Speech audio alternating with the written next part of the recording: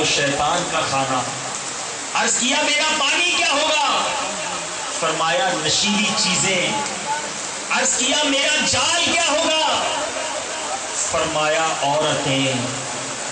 اے مسلمانوں سنو سنو، یہ ناچ گانے کی محفلوں میں جانا چھوڑ دو، یہ برائیوں کے بازاروں میں جانا چھوڑ دو، یہ شرابیں پینا چھوڑ دو، یہ اللہ کے نام کے بغیر کھانا پینے کی عادت ختم کر دو۔ کہیں ایسا نہ ہو کہ شیطان کے چیلے چپاٹے بن جائیں۔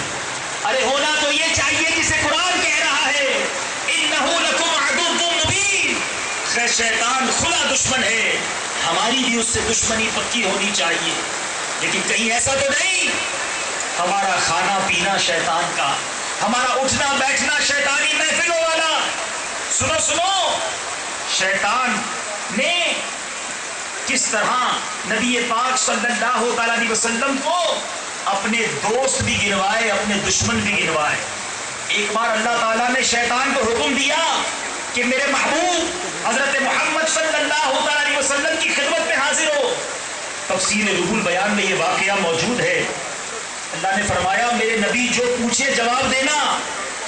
شیطان ایک بوڑھے کی شکل میں سرکار علیہ السلام کی بارگاہ میں حاضر ہو گیا۔ تو رب پیارے آقا نے پوچھا تو کون ہے؟ اس نے کہا میں شیطان ہوں۔ فرمایا کیوں آئے ہو؟ کہا مجھے خدا نے حکم دیا ہے کہ آپ کے پاس آؤں اور آپ جو پوچھیں اس کا جواب دوں۔ میرے آقا نے فرمایا اچھا بتاؤ میری امت میں تمہارے دشمن کتنے ہیں؟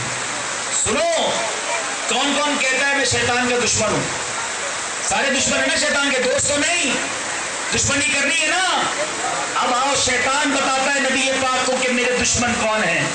اب دیکھ لو کہ ہمارا نام شیطان کے دشمنوں کی فہرست میں ہے یا معاذ اللہ شیطان کے دوستوں کی فہرست میں۔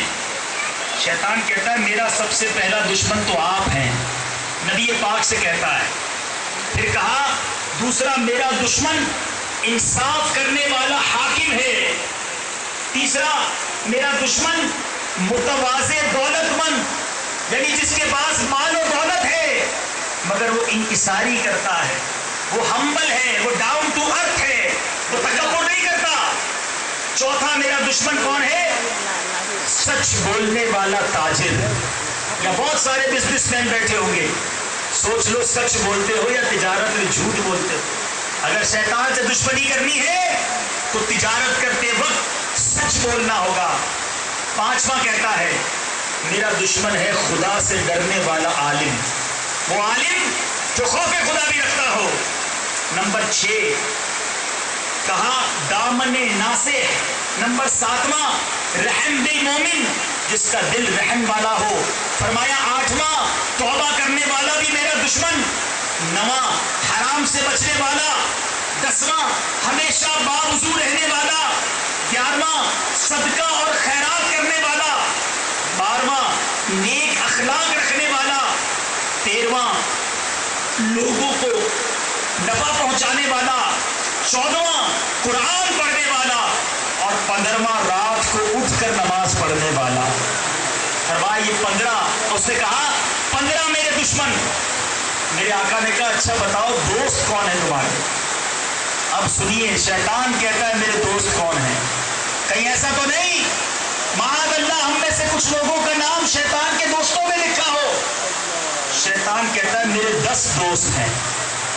پہلا ظالم، اے ظلم کرنے والوں توبہ کر لو ورنہ قیامت کے دن مظلوم کا ہاتھ ہوگا اور ظالم کا گریبان ہوگا۔ دوسرا فرمایا حاکم، متکبر، خیانت کرنے والا،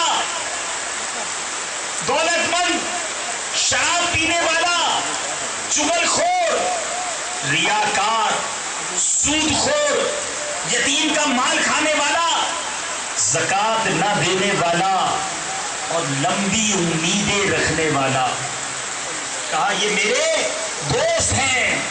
اے شراب پینے والوں، اے سود کا کاروبار کرنے والوں، اے مسلمانوں پر ظلم کرنے والوں، اے مسلمانوں کے مالوں میں خیانت کرنے والوں، اے وہ دولت مندوں جو زکوٰۃ نہیں ادا کرتے، دوستی میں نام آ گیا. یاد رکھو جو شیطان کا دوست ہے وہ رب کا دشمن ہے. کہیں اللہ کے دشمنوں میں نام نہ آ جائے. سچی توبہ کر لو. آ جاؤ. دعوت اسلامی کا ماحول ہمیں بار بار یاد دلاتا ہے شیطان کے خلاف جنگ. شیطان کے خلاف جنگ. سنو سنو, شیطان نیک کام سے کتنا گھبراتا ہے. سرکار دو عالم صلی اللہ علیہ وسلم مسجد سے باہر تشریف لائے. آپ نے دیکھا شیطان دروازے پر کھڑا ہے. پیارے آقا نے فرمایا تم یہاں کیوں آئے؟ کہنے لگا خدا کے حکم سے آیا ہوں, اگر آپ کچھ پوچھیں تو جواب دوں.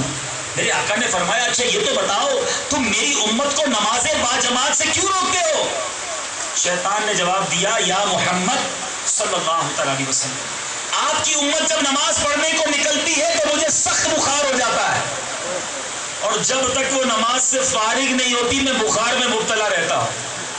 اب سوچ لو, نماز پڑھو گے تو کس کو بخار ہوتا ہے؟ شیطان کو بخار میں مبتلا کرنا ہے, نماز باجماعت نہیں چھوڑنی. میرے آقا نے فرمایا اچھا تم یہ بتاؤ میری امت کو قرآن پڑھنے سے کیوں روکتے ہو؟ شیطان نے کہا یا محمد صلی اللہ علیہ وسلم, جب وہ قرآن پڑھتے ہیں تو میں سکے کی طرح پگھلنے لگتا ہوں. میرے آقا نے فرمایا تم میری امت کو جہاد سے کیوں روکتے ہو؟ کہا آپ کے غلام جب جہاد کے لیے نکلتے ہیں تو میرے قدموں میں بیڑیاں ڈال دی جاتی ہیں, جب تک وہ واپس نہیں لوٹتے میں اسیر ہو جاتا ہوں. میرے آقا نے کہا اچھا یہ بتاؤ تم میری امت کو صدقہ کرنے سے کیوں روکتے ہو؟ شیطان نے جواب دیا آپ کے غلام جب صدقہ و خیرات کا ارادہ کرتے ہیں تو میرے سر پر آرا رکھ دیا جاتا ہے کہ مجھے یوں کاٹ کر رکھ دیتا ہے جیسے آرا لکڑی کو کاٹ دیتا ہے. اب بتاؤ جنگ کس سے ہے؟ شیطان کے خلاف جنگ. اب انشاءاللہ نماز باجماعت پڑھیں گے, اللہ کی راہ میں صدقہ و خیرات بھی کریں گے, خوب تلاوت قرآن بھی کریں گے. اے روزہ رکھنے والوں سنو سنو, شیطان کے لیے روزہ دار کتنا بھاری ہوتا ہے. خوش نصیب ہے جو رجب کے شعبان کے روزے رکھتے ہیں. سنو, ایک بزرگ مسجد کی طرف گئے, اپنے مسجد کے دروازے پر شیطان کو دیکھا پریشان کھڑا ہے. انہوں نے شیطان سے پوچھا کیا بات ہے؟ شیطان نے کہا اندر دیکھیے. آپ نے اندر دیکھا تو مسجد کے اندر ایک شخص نماز پڑھ رہا ہے اور دوسرا مسجد کے قریب دروازے پر ایک آدمی سو رہا ہے. شیطان نے بتایا جو اندر نماز پڑھ رہا ہے میں اس کے دل میں وسوسہ ڈالنے کے لیے اندر جانا چاہتا ہوں, لیکن جو یہ دروازے کے قریب سو رہا ہے نا یہ روزہ دار ہے. یہ سویا ہوا روزہ دار سانس لیتے ہوئے جب سانس باہر نکالتا ہے تو وہ سانس میرے لیے شعلہ بن جاتی ہے اور مجھے اندر جانے سے روک رہی ہے. میں اسی پریشانی میں گرفتار ہوں. اللہ اللہ, جو روزہ رکھتا ہے اس کی ایک ایک سانس شیطان کے لیے شعلہ بن رہی ہے. تو اب نیت کر لو رمضان کے پورے روزے رکھیں گے کیونکہ شیطان کے خلاف جنگ انشاءاللہ عز و جل. اے میرے پیارے اور محترم اسلامی بھائیوں, جس طرح میں نے کہا نا کہ اللہ کے نام سے شروع جو کھانا کرتے ہیں, اسی طرح ایک اور روایت سے سمجھیے. ایک بار مومن اور کافر کے شیطان میں ملاقات ہوئی. شیطان تو سب کے ساتھ ہوتا ہے, مسلمان کا شیطان اور غیر مسلم کا شیطان دونوں ملے. دیکھا تو مومن کا شیطان دبلا پتلا, بال بکھرے ہوئے, پریشان, اور غیر مسلم کا شیطان ہٹا کٹا, بال بھی تیل لگے ہوئے, بڑا صحت مند. تو مومن شیطان غیر مسلم کے شیطان نے مومن کے شیطان سے پوچھا تجھے کیا ہوا؟ اس نے بتایا میں ایک ایسے بندے کے ساتھ ہوں جب کھانا کھاتا ہے بسم اللہ پڑھ لیتا ہے, میں کھانے سے محروم ہو جاتا ہوں.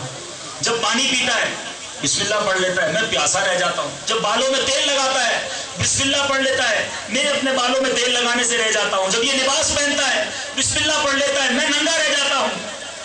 اب غیر مسلم کا شیطان کہتا ہے میں تو ایسے شخص کے ساتھ ہوں ایسا کچھ بھی نہیں کرتا, وہ جو کرتا ہے میں اس کے ساتھ شریک ہو جاتا ہوں, کھانا بھی کھاتا ہوں, کپڑے بھی پہنتا ہوں, بال بھی بناتا ہوں. اب سوچئے ہمارے کاموں میں اگر شیطان شامل ہے, ہم کہتے ہیں برکت نہیں ہے آج کل کھانے میں, کاروبار میں برکت نہیں, صحت میں برکت نہیں, گھر میں برکت نہیں. ارے ہر کام میں شیطان کو شامل کیا ہے تو برکت کیسے آئے گی؟ تو اب ہر نیک اور جائز کام سے پہلے بسم اللہ پڑھوں گا کیونکہ شیطان کے خلاف جنگ انشاءاللہ. اب دیکھو, ایک تو ہم ہیں جو شیطان سے پناہ مانگتے ہیں, جو اللہ والے, خوف خدا والے ہوتے ہیں, عشق رسول والے ہوتے ہیں, جن کے دل مصطفیٰ کریم علیہ السلام کی محبت میں دھڑکتے ہیں. سنو شیطان کا کیا حال ہوتا ہے